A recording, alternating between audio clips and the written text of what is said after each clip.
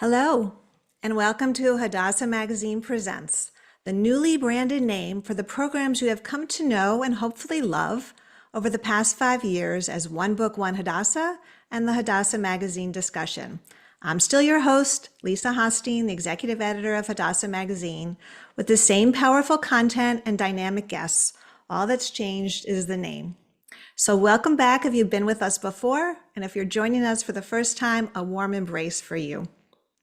For those of you who are already Hadassah members and donors, we thank you for your support of Hadassah, the Women's Zionist Organization of America, which is the largest Jewish women's organization in the United States.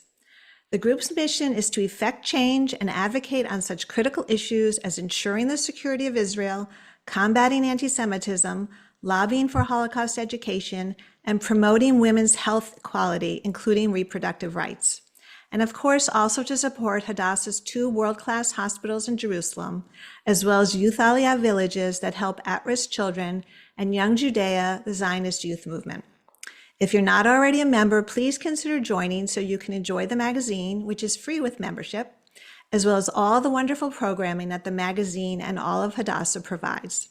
And of course, your donations for both this event and Hadassah's healing work are always welcome and valued. Links for both membership and donations are in the chat box. I can't think of a better program with which to inaugurate our new name than a conversation with Dara Horn, who is here tonight for what I know will be a timely, thoughtful, and inspiring discussion. We welcome audience questions throughout the program. Please be sure to write them in the Q&A. The chat box is where we will disseminate information to you. And now to introduce our guest. Dara Horn is the award-winning author of 7 books, including her most recently published One Little Goat, along with People Love Dead Jews, Reports from a Haunted Present, which was a New York Times notable book in 2001. One of Granta Magazine's best young American novelists, she is the recipient of 3 National Jewish Book Awards, among other honors, and she was a finalist for the Kirkus Prize, the Wingate Prize, the Simpson Family Literary Prize, and the Carnegie Mellon Medal for Excellence in Fiction. Her nonfiction work has appeared in the New York Times, the Wall Street Journal, the Washington Post, the Atlantic, Smithsonian, Tablet, the Jewish Review of Books, and of course, Hadassah Magazine, among many other publications. She received her doctorate in comparative literature from Harvard University, studying Yiddish and Hebrew. She currently serves as creative advisor for the Weizmann National Museum of American Jewish History in my home city, Philadelphia, which she lives in New Jersey with her family. Welcome, Dara. I am so delighted you are with us. Thank you so much for having me. And I will say that it's especially an honor to be here with Hadassah Magazine, which was the very first place that ever published me. We're so happy, and I'm so happy you said that because I was going to if you didn't. We won't tell everybody how old you were when you first got published, or will we? I think I was 14. Wow, awesome. Yeah. Awesome. Well, we're proud to have launched your career. You're not the first and certainly among the best. So it's a few weeks before Passover begins, when maybe preparations, the upcoming holiday compete with the headlines of the world. Not very good, most of them these days. But we're not only here to talk about one of those headlines, anti-Semitism, a subject for which you have become one of the most thoughtful commentators in recent years, but also about Jewish history, Passover, and stories that we tell. And we're going to start by talking about your newest work, One Little Goat, which is a middle grade graphic novel about Passover, which Leah Finkelstein, our very own senior and book editor, called in her review in the latest issue of Hadassah Magazine, a dreamlike fantasy adventure rooted in rich Jewish tradition. I think that sums it up really well. And I have to say, I'm not a graphic novel person, probably not unusual for somebody my age, but it was hard not to relish the creativity with which you and your illustrator, Theo Ellsworth, present the Pesach and Exodus stories. And it's done in such an accessible way. You tell the story for those who may not even know it or remember it, weaving in Jewish history and the importance of family history, asking questions, all very Jewish themes. So let's start with a simple question. Give us a synopsis of the story of One Little Goat and tell us where this idea came from. Sure. So One Little Goat is, yes, it's the subtitle is a Passover catastrophe. And it is technically for middle grade readers, as they say, which is like 8 to 12-year-olds, but it's really for anybody who would enjoy reading a graphic novel, which, as you say, is probably more than just more than people who just would normally read graphic novels who are ages 8 to 12. One Little Goat is the story of a family at their Passover Seder. And it's a family, of course, with 4 children who are, of course, wise, wicked, simple, and can't ask, that correlate to the 4 children that we read about in the Haggadah, which is explained in the book. But this family with 4 children is sort of a big chaotic family Seder. The family, of course, clean the house before the holiday, but then there's 24 hours between cleaning the house for Passover and having the Seder, which is ample time for these 4 children to trash the house. And as a result, the house is a mess. And that means that no one can find the afikomen. And the problem with not being able to find the afikomen, this piece of matzah that's hidden during the meal, has to be presented at the end in order for the meal to come to its conclusion. Because no one can find the afikomen, the Seder cannot end. And this family is then trapped at their Seder for 6 months.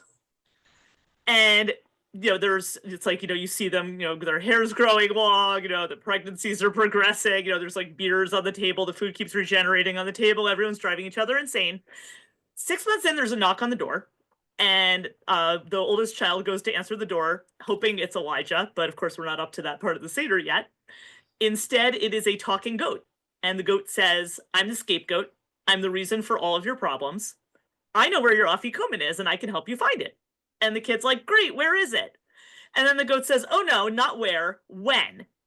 And then the goat explains that over the previous 6 months, while they've been trapped at this endless Seder, thousands of years of previous Seders have accumulated underneath their Seder. It's like an archaeological tell with all these different layers. And they now have to travel down into those previous years of thousands of years of Seders in order to find their afikomen. So it becomes this journey through Jewish history. And as you say, it's like there's many different layers to it, like actual layers and textual layers and stories and layers. And but as you say, it is very accessible, like to any reader, even someone who's never been to a Passover Seder before. Yeah. And that's one of the things I love about it, the layers, right? At some point in the book, it says it's a book about a book about a book. And I think another level of about a book. And then there are all the layers that you delve into. And we're going to delve into some of those layers too. But first, tell me, you wrote all of your previous novels geared toward adults. So what made you choose youth as your target this time, and particularly this format, the graphic novel? Well, so it actually came about with the graphic novel first. It was actually something that was proposed to me by a number of years ago. A Jewish publication had approached me and asked me if I would be interested in doing a graphic novel, like as a serial publication with them. And at the time I said sure, and I started kicking around ideas, and then that project fell through. But this idea was something I had been thinking about since I was a child. I remember sitting at Passover Seders when I was a child and having this sense that this night was a portal to the past. And I wouldn't have had that language to express it with, but this sense came from 2 different Seders I used to attend as a child. So one was my parents' Seder, where I'm one of 4 siblings, and we were always, my parents always made us act out different aspects of the Seder. We had to, prepare skits and songs and things like this. And this became a way that we all got involved in the story.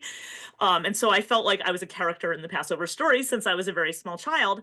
That was one Seder that we had every year. And then another Seder that we frequently attended was not family members, but friends of ours who held this very large intergenerational gathering. It was like maybe 40 or 50 people, very long table, where it was we were seated by age at this table. And so the old people were on one end, and I'm 47, so this is like in the 80s and 90s. So the old people at that time in this particular Seder, a lot of them were Holocaust survivors.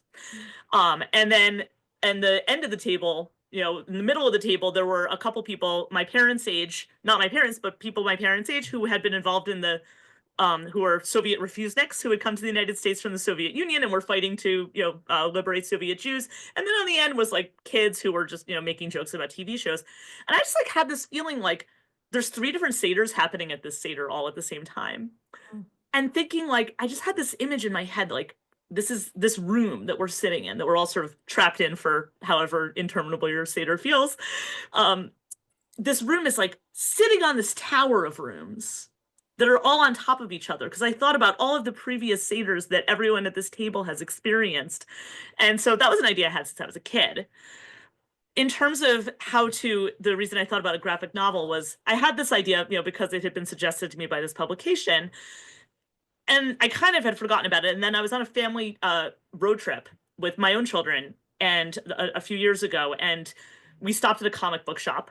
All my kids are very into comic books, graphic novels. They came out with armloads of books. One of the books was by this illustrator, this cartoonist Theo Ellsworth, and my children were fighting over this book of his, and I just at some point I was like, what are you guys all fighting about? And I just borrowed this book of theirs, and I just was entranced by his artwork. It's like this super detailed, really, it was like, all these like cutaways and, like very like extremely intricate, and also just like kind of hilariously blunt. Like he does these things where he makes abstract ideas very vivid. And at that point, this idea just came roaring back to me. And in terms of writing for children, I mean, look, I have 4 children. I'm, very attuned to what they're reading all the time. And I just thought about Passover being really like a children's holiday in a sense, right? Because the whole purpose of the Seder and all the storytelling of the Seder is supposed to be, doesn't always succeed, but it's supposed to be engaging children. And in a sense, what we are giving children is that portal to the past. That's a fascinating history on both fronts, both the form and the content.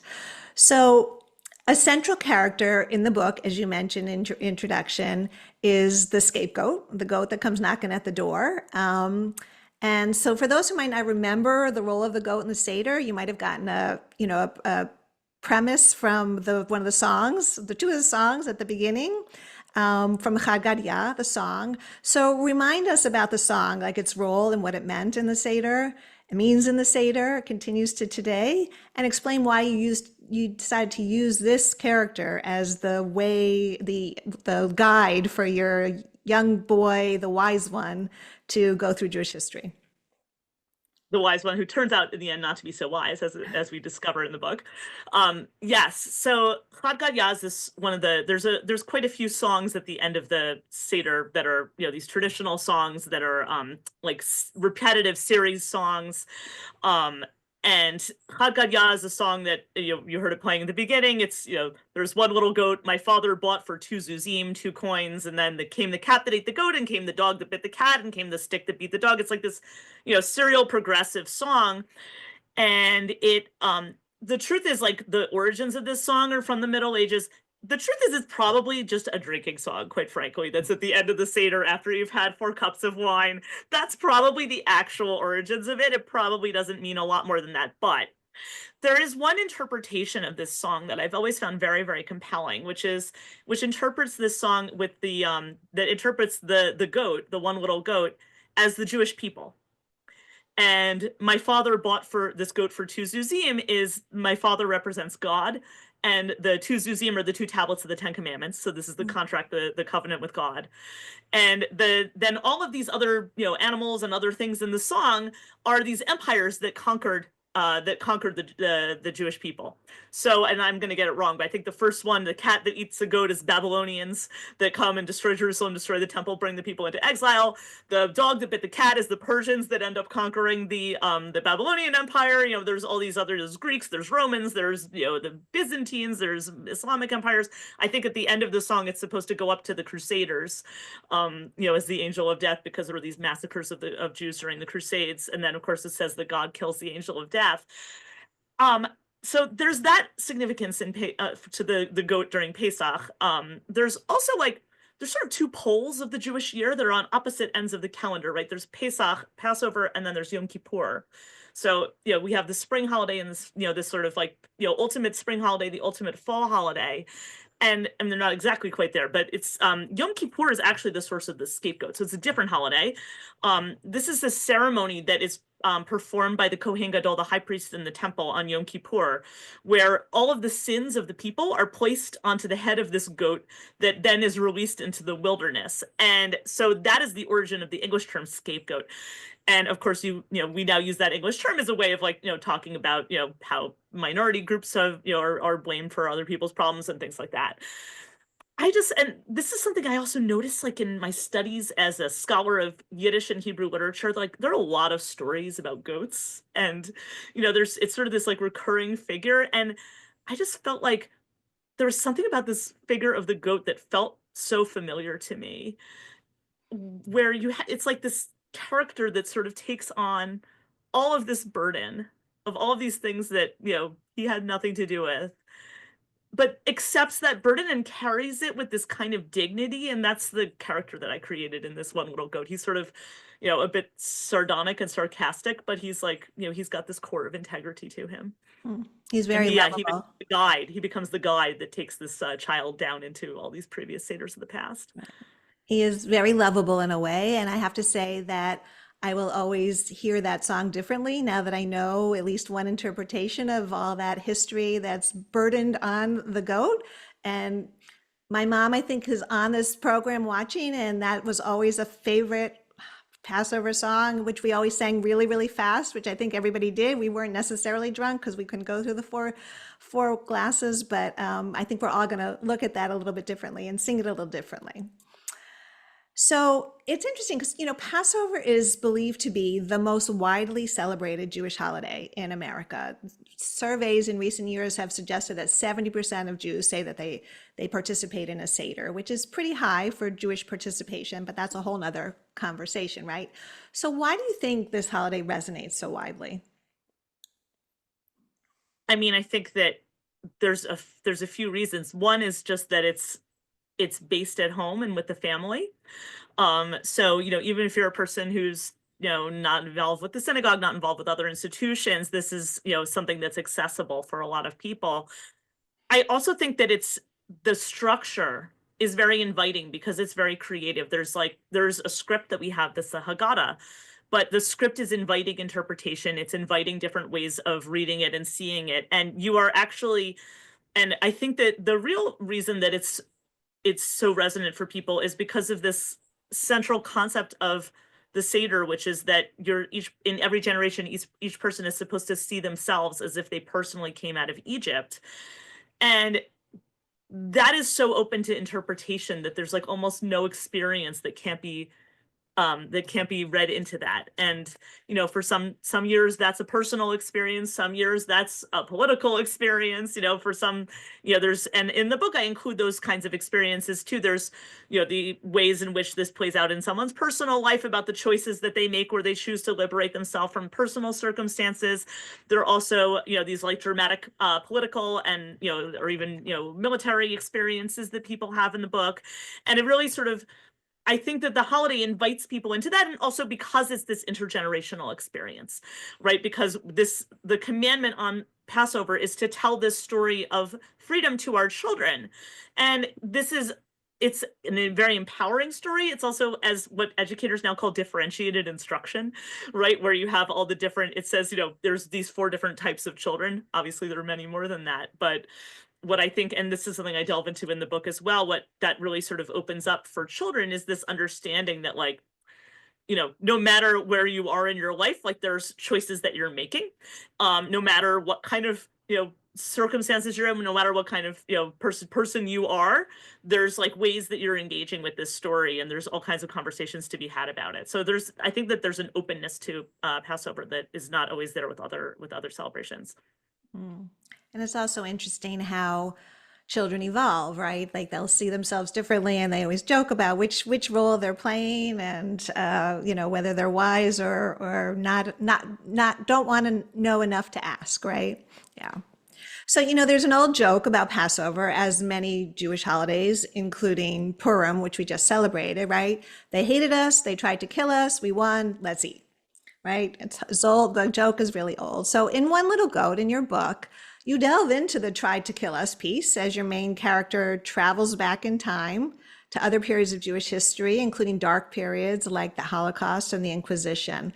So how do you see us using our history to understand where we Jews are today? It's kind of a loaded question, but go ahead. Yes. Well, I mean, I think that there's this was always true for this holiday, right? I mean, this is always a holiday that people have brought into the moment that they're in. And I think that you see that even inside the Haggadah. So inside the Haggadah, like you said, it was a book within a, a book about a book about a book. There's also like something where we're, this idea that you see yourself as if you personally came out of Egypt, where you're reenacting these things. That was already happening in ancient times, even within the Haggadah itself. One of the seders that the goat and this child in the Haggadah in the book visit is a seder that's mentioned in the Haggadah, which is the seder at Bnei Brak, right? Which is it's something that's mentioned early in the text in the Haggadah, and it talks about these five rabbis from the Talmud, Rabbi Akiva and four of his colleagues, and it talks about how they had this seder that went on all night, and they were discussing the exodus from Egypt all night. And what's interesting about that story is that if you know these figures, these rabbinic figures like Rabbi Akiva, they were involved in a revolt against Rome. They all end up being executed by the Romans for their involvement in this revolt. And so, and there's an idea that this seder that went on all night where they're discussing the Exodus is not that, right? It's that they're plotting this revolt against Rome. So this has always been this sort of seders that are taking place on top of this one seder after another. So I included this in the book really, and I thought about this, how similar all of these seders were. So there's some seders that are more, that are brighter than others in the book. But these darker seders, as you put it, right? There's a seder that takes place during the Warsaw Ghetto Uprising, right? There's that seder in Bnei Brak is one of those two on the, this part of the revolt against Rome. There's a seder, like you said, that's about rescuing people from the Inquisition. There's a seder that's taking place in the Soviet Union. This is, a secret seder in the Soviet Union. So these are what I kept thinking about though, is, and this goes to this moment I think we find ourselves in now, in recent years with sort of this like surge of anti-Semitism in the United States that we've been experiencing, which, I think has really shell-shocked a lot of American Jews. There's this moment in the Haggadah, in the Passover Seder, where it says, in every generation, people have risen up, people have risen up against the Jewish people and God has rescued us from their hands. And you read that for most of your life and you feel like this is about the past and you don't think about it being about the future, which it may be. And there's a moment in creating this book, and I could say more about the structure of the book. I feel like I'm talking a little out of order here, but they travel through all these seders. And at the very end, they arrive at the very first seder. And the very first seder actually happens before the Exodus from Egypt. It's the seder we read about in the Torah. It's the night before the Exodus. It's in the Torah, it's called Leil Shimurim, a night of watching or a night of vigil. And this is what we're told in the Torah is when they're told to sacrifice a lamb and put the blood of the lamb on the doorposts of their homes. And then they're supposed to stay in their home. They're supposed to eat this sacrificial lamb. They're also supposed to eat matzah and maror and bitter herbs. So this is the first seder. And they're supposed to stay in their homes waiting for the angel of death to pass over their homes. And as we were creating this piece of the book, and this was, of course, after October 7th, I kept thinking to myself, looking at these characters, so sort of, and the way that the illustrator did this original seder, everything's very cross-hatched and dark, and thinking, this is the safe room. Right? This is like the mamad, right? The shelters that people in Israel certainly were in on October 7th and are in every time there's one of these rocket attacks, which is very frequent. Where you're basically in your safe room waiting for the angel of death to pass. And I just thought, like, this keeps happening, this moment where you're in the safe room. And in a sense, all of those seders are taking place in the safe room, whether it's in better or worse circumstances, you're always in that safe room. And it's just sort of this realization that this keeps happening. But what's amazing about it is the amount of hope that that story gives you, because you see how everyone in this story comes out to the end, right? And you like what the Passover story really offers you in these dire circumstances is this hope for a better future and this amazing story of resilience. Very powerful analogy, metaphor that you're using there. And I want to get back into those issues in a little bit as well. But first, I want to stick on the history piece. And I know you have some slides from the book to show us some illustrations because they are too good to not show. So Ariel's going to share her screen and you're going to talk about a couple of slides and their relevance and the fact that they actually went back to historical art and history. Yes. So, the illustrator and I worked together on this. I was, and sometimes he was able to find things, but mostly I was, providing him with historical information about these different satyrs. This first one I'm showing is actually a little bit of a joke in the book.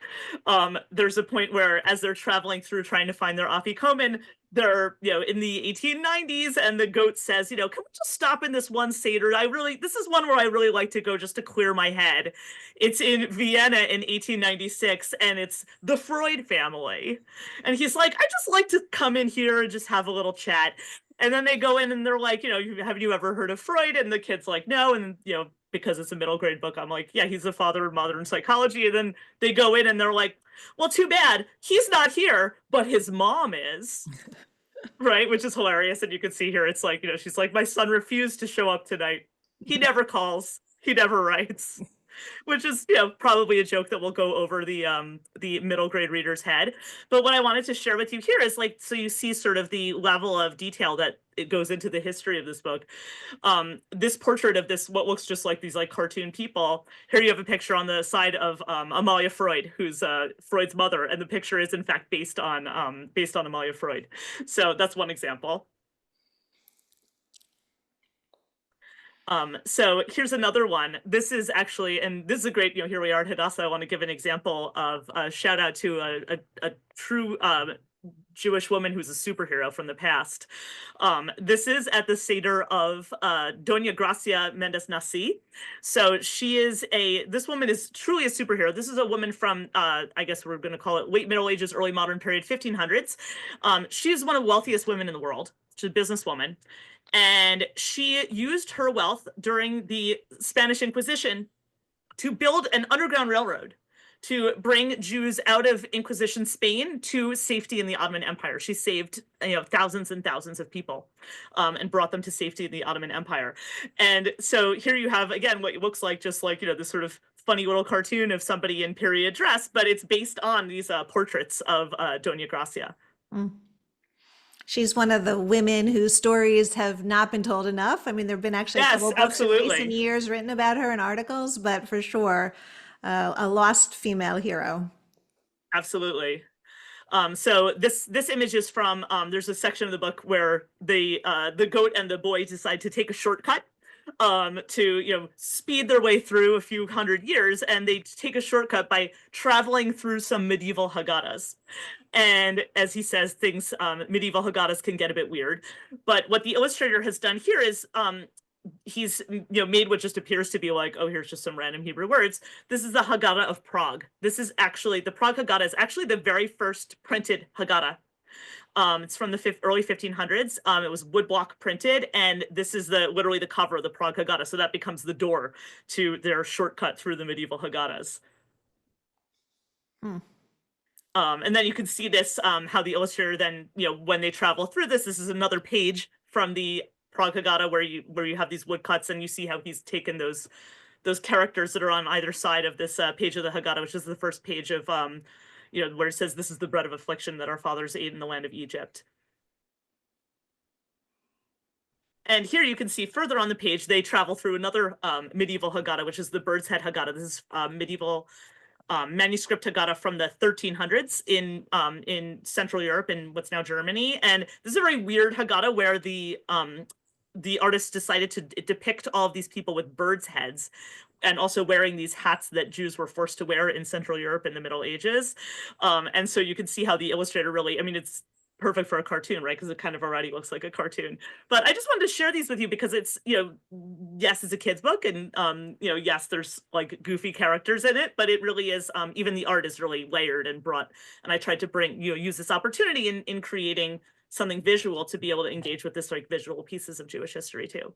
Yeah, that's so fascinating. I've honestly been very fascinated with like Haggadot, old Haggadot. And I know, for instance, like what happened to the Sarajevo Haggadah, but what happened to where is the Bird's Head Haggadah? Where does that rest, or does it even still survive somewhere? Yes, the Bird's Head Haggadah, I think, is at the Israel Museum Okay. in Jerusalem. I could be wrong Okay. about that.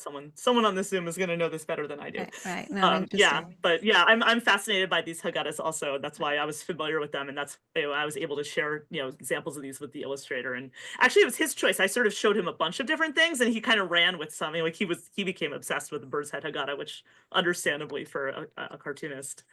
But it also makes me think about not only this book that you created, which is not a Haggadah, but it talks very much about a Haggadah and just the way everybody celebrates the Seder and invokes whatever they want, politics or religion or spirituality. The number of Haggadot that have been written, so that that goes back to ancient times when there are all these fascinating manuscripts, beautifully illustrated, and even today, every year there are new Haggadot being created and written with all kinds of perspectives, and the choice and the selection is just endless, which is really amazing. And which is one of the things that the characters talk about in the book, right? They talk about how this is, there's a book about, because they meet another medieval rabbi, Don Isaac of Abarbanel, who wrote a commentary on the Haggadah, and then the kid's like, wait, isn't that mean that that's a book about a book about a book? And then, the goat's like, yes. He's like, this is a problem with human nature. People always feel the need to like revisit these stories and tell them again and again. And then, the kid sort of dives deeper into that and is like, why do we keep telling this story again and again and again? And then he gets a couple answers from other figures in the book. And actually, one of the answers he gets is from some of the people who, in a sense, wrote the Haggadah. He meets these Talmudic sages, Rav and Shmuel, and their two stories are part of what animates the traditional Haggadah. There's like two versions of what is the meaning of Passover. And Shmuel's version is that this is a political story about being freed from slavery. It's about being freed from Pharaoh. And he says, it's like we used to be, slaves to Pharaoh, and now we're servants of God. And his rival sage, Rav, said that that's not the story of Passover. The story of Passover is about how we used to serve idols and now we serve God. It's a story of spiritual liberation.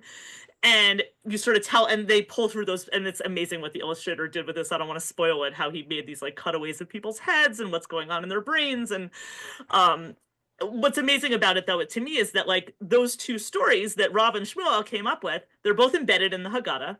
All right, those two aspects of, one is about, political liberation, and one is about really like mental and intellectual liberation, emotional liberation, and how both of those stories animate our celebrations of Passover even now. Sometimes we find ourselves in where this is a more of a spiritual meaning. Sometimes it feels like it's more about world circumstances. Hmm, interesting. So actually, one question just came up among the audience. So during the days of the COVID pandemic, I read that the Bird's Head Haggadah had to do with what happened? It had to do with had to do with the bubonic plague, that it reflected the bird's head masks people wearing at the time. Did you know if there was any truth to that? That is fascinating. I did not know that. Very interesting. Very Yeah, I think interesting. it's a little bit mysterious actually why that artist did it this way. Right, right, right, right.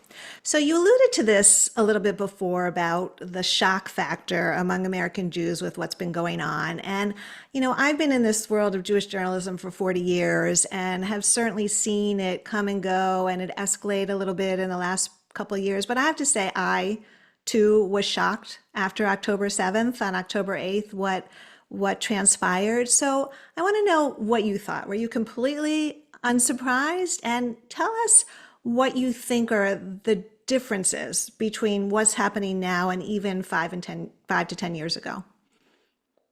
Well, I mean, I think everybody was shocked by, I mean, certainly by the massacre, and certainly by and in terms of what was happening here in response, I think people were really I mean, shocked by the scale, but that this was, that in terms of the ferocity and instantaneousness of the way, you saw like crowds sort of, suddenly swarming and turning against the Jewish community. Um, so that intensity I think was surprising, but to me was like, what was not surprising was, how pervasive this problem is. And that is because when I published my last book, People Love Dead Jews, in 2021, I felt like this I had written that book. I mean, it's a book about the role that dead Jews play in a non-Jewish society. It's really about, it ends up being a book about anti-Semitism. I had written that book as an intellectual exploration, but something bizarre happened to me after that book came out, which is that I suddenly became the receptacle for like everybody's horror stories. And so like every Jew in America, like, and it didn't matter, like these are religious people, secular people, old people, young people, people from big or small communities, and everybody was coming to me telling me about their horrible stories.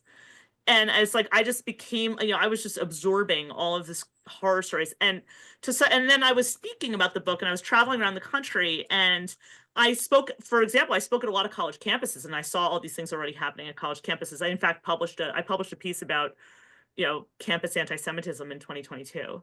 So this like was not like a huge, that part was not surprising to me because I had this like front row seat.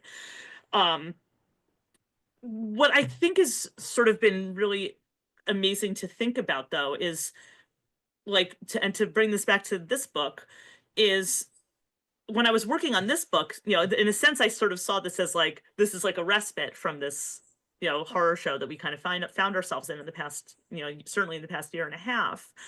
But what I realized was that it wasn't a respite from it, because it's in a sense the same story. Right? Because it's this, you sort of, you keep finding yourself trapped in this room. And I remember feeling like working on this book was kind of a comfort to me, but not just a comfort to me, but a source of real strength, in the same way that I think that the whole experience of Passover is a source of strength for the Jewish people. Because I think that what this tells you is this first, I mean, you can look at it from a religious point of view as a divine promise, but you can also look at it as a historical point of view, which is that you see like the resilience of the Jewish people, and you see that resilience comes from a rejection of tyranny. And to me, that was sort of like, to me, that is the through line. You asked like what's different about this from 5 years ago, 10 years ago. And, we could go pick apart different aspects of what's going on, and, different versions of anti-Semitism. And to me, there's a very, very clear through line for for anti-Semitism since ancient times, which is that, and it goes back to the Passover story, because, when you think about like what is the central aspect of the Jewish people, since ancient times, like the foundational concept of the Jewish people is monotheism. And for everybody on this Zoom who just like zonked out because you think I'm like, oh, that's religious, I want to point out that monotheism in the ancient world is not a religious idea as much as it's a political idea. And here's what I mean by that. All these other societies in the ancient Near East had many, many gods, and generally one of the gods is the dictator. And you see that so clearly in the Passover story, right? That is the whole showdown of the Passover story, is that the Pharaoh thinks he's a god. And so think about what that means when the Jews say that they are not going to bow to other gods. They're not going to bow to idols. What they actually mean by that is that they're not going to bow to tyrants.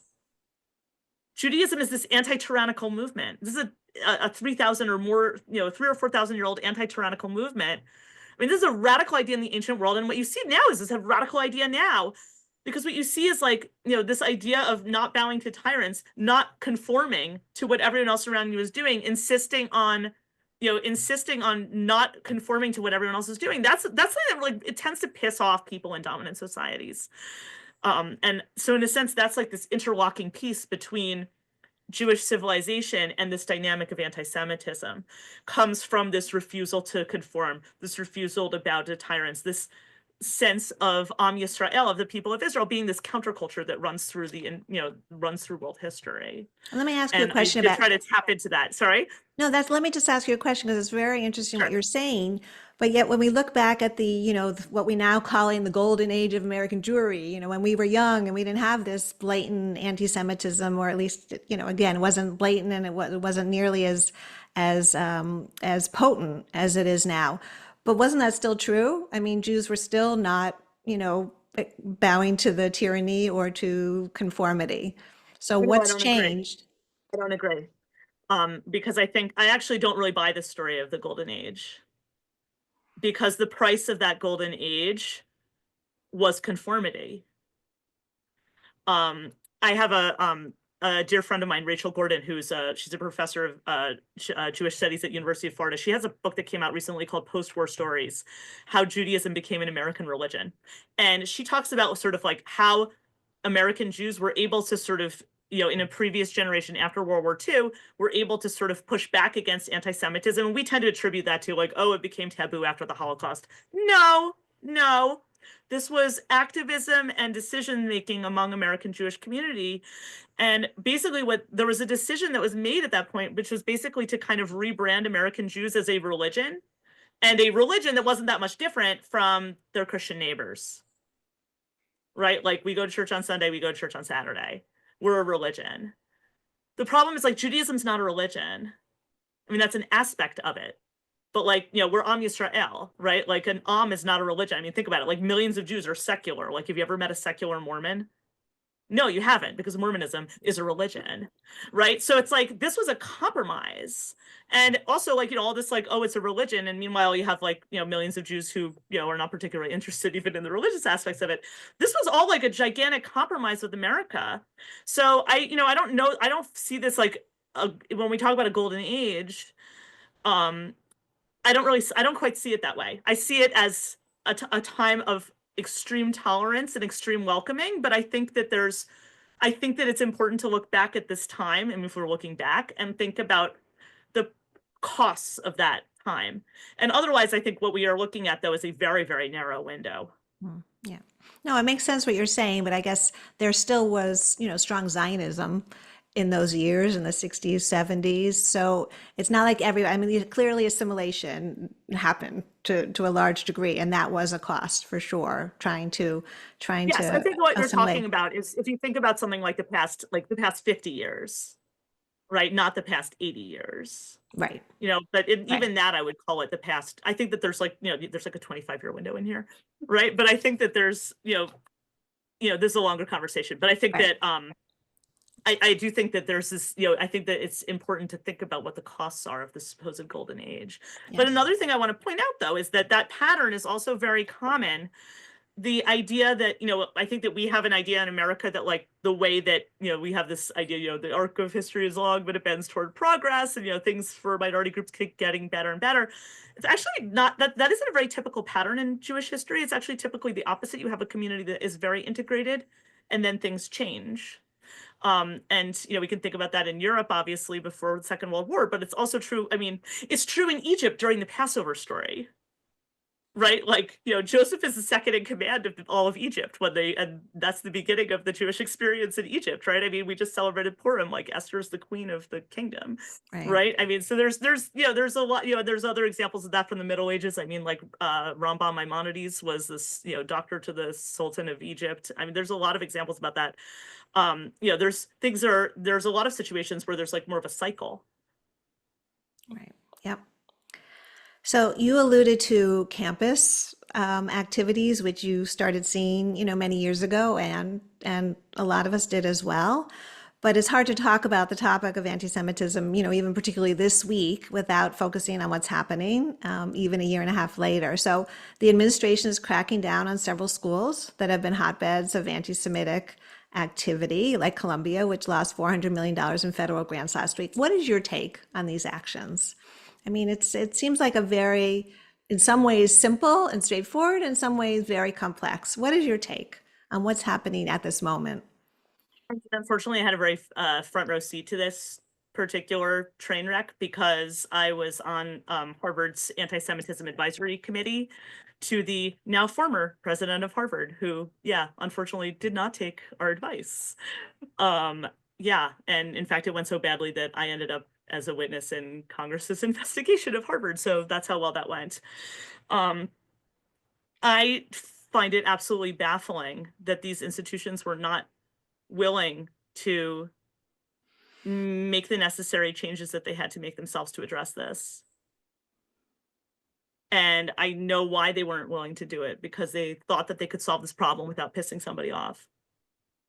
And unfortunately, courageous leadership requires being willing to piss off people in order to do things, in order to make change. And they were not willing to do that. I mean, there's a lot of problems here. I mean, I find it baffling quite frankly, that there's now this adversarial relationship between the federal government and these universities, because what it shows is the failure. I mean, there's a lot of things it shows, but I think that it really shows the, unfortunately, the failure of these universities to make these changes themselves, which they had so many opportunities to do.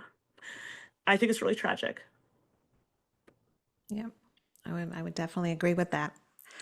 Definitely agree with that. All right, we have a bunch of questions, and we may go a few minutes over because this is, of course, as we knew, going to be a very engaging conversation. So, somebody asks, how will children who read this book be able to understand the meaning of what they're reading and how it relates to the history of the Seder as you're explaining it? Yes, well, I mean, it's a book for kids. It all becomes really clear when, for anyone who's reading it. It's actually something that people have commented on, that you can read this book knowing absolutely nothing about Passover, and suddenly, like, yeah, you're going to come out on the other end knowing a lot. But it's very accessible. Everything is explained as you go. And this is something I do in my adult novels too, because I have a lot of non-Jewish readers. I have a lot of readers who, whatever their background is, don't know particularly anything about Jewish history or culture. All my novels are very deeply involved in Jewish life and civilization, and that's what literature is. It's communication. What I do is I don't like give people footnotes. I invite people in.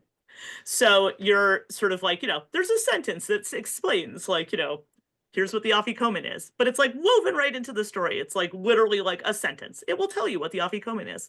Elijah the prophet, Elijah the prophet, an ancient immortal guy who shows up at the end of the Seder, right? Like things like that, right? It's just like, it just brings you right in, and you're welcomed in as a reader. And there really isn't anything you quote need to know at all to pick up this book. And I can tell you that, editors who worked on this book are not Jewish. My illustrator's not Jewish. There's really nothing that you need to know to be able to understand this book. But you will come out of this book having learned quite a lot about the sort of whole history of this holiday and its meaning. So, Talia asks, and people love Dead Jews, you wrote about the uniqueness of the structure of Jewish stories, e.g. not requiring a neat/happy ending. So she's wondering if you can share more about the characteristics of Jewish narrative and if there's a resource reading you could point to and if it is in play in this book, Haggadah. Yes. So what this listener's referring to is the chapter in People Love Dead Jews, where I talk about how there's a type of Jewish story, what I considered a Jewish characteristic of storytelling, which was that you're not given this neat ending. And I talk about examples of the way we as English language readers expect stories to end. And I say, like, think about our expectations. We expect the good guys to be saved, right? If that doesn't happen, we want the main character to have an epiphany. And if that doesn't happen, you want there to be a moment of grace. And I'm like, you notice these are all really Christian terms, right? It's like, there's this suggestion that there's going to be like this wrap up at the end. When she said about resources for studying this, I mean, I can point you to Ruth Weiss's book, Modern Jewish Canon, and I'm pointing you to her only because she was my doctoral advisor. So a lot of, what I've learned about Yiddish literature particularly comes from her. That's a great book that's sort of, this view of this. But this is really mostly my observation from just studying Hebrew and Yiddish literature, like reading 9 million Hebrew and Yiddish novels and being like, nobody's ever saved. Right? Like, there's never really an epiphany, there's like, nobody gets a moment of grace, and instead they keep enduring, and that's what makes this sort of an amazing thing. And so how this relates to this book. So this is a book that moves backwards in time instead of forwards, right? Because you start in the present day and then you keep dropping down level until you get to the very first Seder. And it's, it starts being like kind of a familiar story, literally familiar as in his family, because the first Seders that they visit are like this boy's parents when they're children, right? So, and that it gives him some insights into the choices that they've made that he's living with. And then you meet his great grandmother. You meet other characters. Then you move further back in time. But there's a whole family sort of on the top, which is like his current family that you get to know, and the siblings and the other relatives who are gathered around this table. I'm going to spoil one part of the ending of this book for you a little bit. Oh, no. Yeah, that's okay. You won't remember it by the time you get to the end because so many things happen in the meantime. This whole passage back in time the way this illustrator did this, it's depicted as this tunnel of doors. And each door has the name and the place where a Seder is taking place. So it's like you open up a door and it says, Warsaw 1943, and you open the door and it's, he's in his great grandmother's Seder. But at the end, the goat tells him, he's like, oh, I'm really sorry. We're going to have to go down to the very first Seder, which was the night before the Exodus. And then you get to the end of the tunnel of doors. And he has this passageway where he lands at the end in ancient Egypt. And he sees these little huts that have the blood marking the door. And the goat's like, you have to go into this one. And he's like, you're the firstborn, you better get in there right now. And he opens the door and it's his family. But, dressed in ancient clothes, and on the table there's, instead of candles, there's an oil lamp. And they're all sitting there terrified, and they say, where have you been? We've been waiting for you. Because, this is every generation, they see themselves as if they personally escaped from Egypt. I will not spoil but then there is a little bit of a resolution in that he does find his afikomen, but he still has to make these choices at the end about leaving his family behind, whether he goes back to his family. And then to speak to this, the final question is that when he does end up going back up to the top to his current Seder to bring that Seder to an end, having found the afikomen. And I will tell you this, and this is, not, I'm giving a lot away, that's okay, but this is more like a backstory to this. I remember talking about this with the editor, and the editor's like, you have the way you have this written right now is that, this all has happened. He's like, there's another way you could do this where it's like, he returns the afikomen and then they snap back to where they were 6 months earlier. And it's like, it never happened. It was all a dream. And I'm like, I'm not doing that. I'm not doing that because this is real. And then he was like, looked at me and he was like, that, and this is a non-Jewish editor, and he's like, I actually really like that. He's like, I like that, we like, and he saw it from him. It's like, as a children's book editor, he's like, I like when writers respect the child reader and don't give them this oh, it was all a dream, because that's what you expect. He's like, I like when we respect them. And it's like, he's like, I think it's also very funny if it's all just they just go about their lives as if this wasn't weird at all. I'm like, I love it. Right. So there is that sense of the story continues. You're still in this story. You can't really get out of this story. Right. And that's true of today, right? And it talks about the choices that one makes. And I do want to go back to this question of anti-Semitism, because we know that it's everywhere in the medical world and the academic world. We can't really escape it right now. But what do you see as the best way to respond to this alarming upsurge? How do we deal with it? Yeah. So I am sort of, starting to think more about how to address this problem. I recently founded my own nonprofit. It's called Mosaic Persuasion, or at least that's what it's called right now. This is so new that we don't even have a website yet. So if you want to be involved, you can just email me through my own website, which is darahorn.com, and I can loop you in for whatever mailing lists and things we eventually create. But what I realized, and I created this because the purpose of my new organization is to educate the broader American public about who Jews are. And this actually came from work I had done about, actually it was before October 7th, a couple of years, it was in April of 23, I published a very long piece in the Atlantic about Holocaust education in America. And there's a lot I said in that piece, but one of the things I noticed was that, there are a lot of places in America where, students are required to learn about the Holocaust in schools. There's nowhere in this country where anyone is required to learn who are Jews. To the extent, and so much so that I was at a conference for teachers at the Dallas Holocaust Museum, and I was talking to the docents there, and I said, what do the students typically ask when they come through this museum? And they said, what the students always ask? They say, are there still Jews alive today? Because if you came through this museum, you wouldn't know. And I just thought, what this means is that we have outsourced teaching who Jews are, teaching what is Jewish civilization, to TikTok. And we're living with those results. And I just noticed, I've been traveling around the country speaking about the last book and speaking about these issues for the last 4 years now. And what is really apparent to me is that there's so much more ignorance than malice. That is a huge opportunity most people like to go to the last holiday. Like most people are not Haman, like, the person who's maliciously trying to destroy the Jews. Most people are like Achashverosh, right? The king who's like, oh, did I sign that decree? Did I post that online? I must have been drunk. Right? There's just like there's so little that's known about Jews. And that's so much opportunity because like what I've discovered is like so many people in this country with so much goodwill. Like most people are not these like horrible haters, and there's just a big opportunity. So what I've been trying to do is just educate the broader public about who Jews are.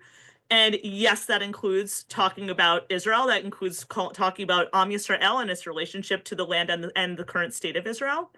It includes talking about Zionism, because these are all huge, enormous parts of modern Jewish life for the overwhelming majority of Jews in the world. So that is and I've already started this. I've already done a bunch of workshops for public school teachers in a few different very large districts, actually 2 of the top 10 districts in the United States. So if you're an educator, if you're interested in getting involved, please reach out to me. We're going to be looking at different ways of expanding this effort into other channels. So to me, the answer is loud and proud. Because what I've also discovered is like, I speak on these college campuses. It often happens that like, somebody in a kafia will get up and ask me hostile questions, and I answer their questions. And then they say, wow, I never thought of that before. A lot of what we're facing is kind of a house of cards, and it actually is possible to knock this over. And yeah, because there's just so much more ignorance than malice. So that's an opportunity. Well, it's a very optimistic view, I would say, and one that Oh, and this is absolutely winnable. that's a very Absolutely optimistic winnable. view, and I Yes. think that it's very admirable, and we're going to look to you to keep trying to push that. And by the way, Hadassah has an educators council, so we're going to have to make a connection. There are a lot of teachers across the country that I'm sure will want to connect with what you're doing because it's very important. And it's not just talking about anti-Semitism, it's No. talking about what to do and the resilience of the Jewish people, which is so important and so critical to the point that you're making about your book and the history and Passover. So I think that's a really good note to end on.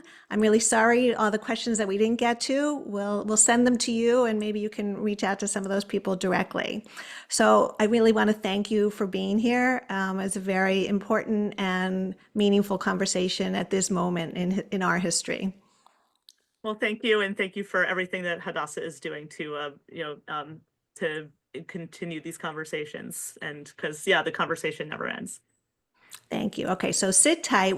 Before we conclude, I want to share a few notes on upcoming Hadassah Magazine Presents programs. On Thursday, April 24th at 7 p.m. Eastern Time, we will present Chutzpah Girls with Mayim Bialik. I will moderate a panel that includes the actor and neuroscientist Mayim Bialik, who is profiled along with Hadassah founder Henrietta Zold, Supreme Court Justice Ruth Bader Ginsburg, and dozens more remarkable leaders in the new book, Chutzpah Girls, 100 Tales of Daring Jewish Women, which is also targeted at the youth, but for everybody, whose co-authors Julie Esther Silverstein and Tammy Schlossberg-Pruar will also be featured. So bring your teenage children and grandchildren to this special event. I want to say that I really want to thank for today's program, Leah Finkelstein, our senior book editor, who helped plan this program, and to our digital editor, Ariel Kaplan, who both produced and promoted it. And a shout out to our partners in the engagement and marketing and communications divisions who are always instrumental with the details involved in making these events happen. So a big thank you again to you, Dara. We wish you luck with the sales of your book. Don't forget to buy it, everyone. There's a link in the chat box. Buy it for your friends, your family, and your children and grandchildren. And we wish you good luck as you continue thinking about some of the most challenging issues of our time. So I wish everybody a Chag Sameach for Pesach, happy preparations, and may we all be safe and may there be peace. Thank you very much. Thank you.